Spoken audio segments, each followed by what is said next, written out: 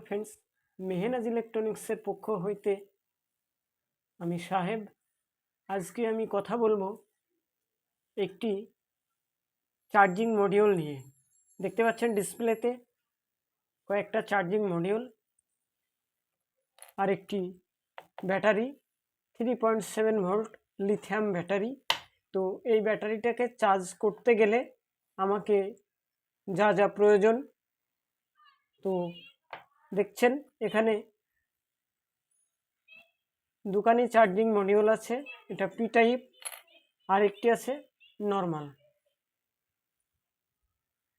তো আমরা নর্মালটা নই, আমরা পি টাইপ চার্জিং মডিউল নিয়ে কথা বলবো এবং দেখব এর রিজন কি, এ কীভাবে কাজ করে এবং কোথায় কোন জায়গাতে ব্যাটারি ইনপুট হবে এবং আউটপুট হবে।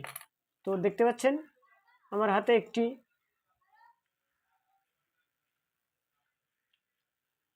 এখানে বি বলে লেখা আছে।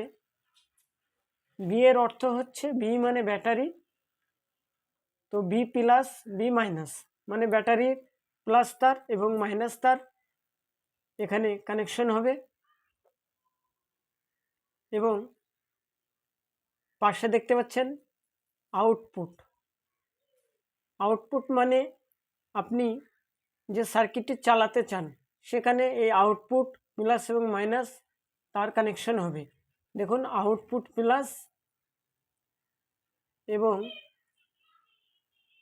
আউটপুট মাইনাস, তো এই প্লাস মাইনাস তার কানেকশন করবেন, করার পরে এখানে ইন করবেন। দেখতে পাচ্ছেন এরকম একটি চার্জিং পিন আমি নিয়েছি। দেখছেন এখানে একটি সবুজ আলো জ্বলছে। তো এই সবুজ আলো জ্বলার কারণ, এখানে যখন ব্যাটারি ইনপুট করব বা কানেকশন করব তখন এই সবুজ আলোটা জ্বলবে। যখন আমার ব্যাটারির চার্জ ফুল হয়ে যাবে তখন এই রেড আলোটা জ্বলবে, সবুজ আলোটা অফ হয়ে যাবে। দেখতে পাচ্ছেন এই হচ্ছে কানেকশন। বুঝতে কোনো অসুবিধা হলে কমেন্ট করবেন, আমি দ্বিতীয়বার আপনাদের বুঝিয়ে দেব। দেখতে পাচ্ছেন B plus B minus, auto মানে আউটপুট মাইনাস আউটপুট প্লাস। এই বি প্লাসের ব্যাটারির কানেকশন হবে, আউটপুটে যে এলইডিটা আপনি চালাতে চান সেই এলইডির দুখানা তার প্লাস মাইনাস কানেক্ট হবে এবং সেই এলইডির মিডিলে কোনো একটা সুইচ আপনারা ব্যবহার করতে পারেন। সুইচ ব্যবহার না করলে ওই এলইডিটা সবসময় জ্বলতে থাকবে।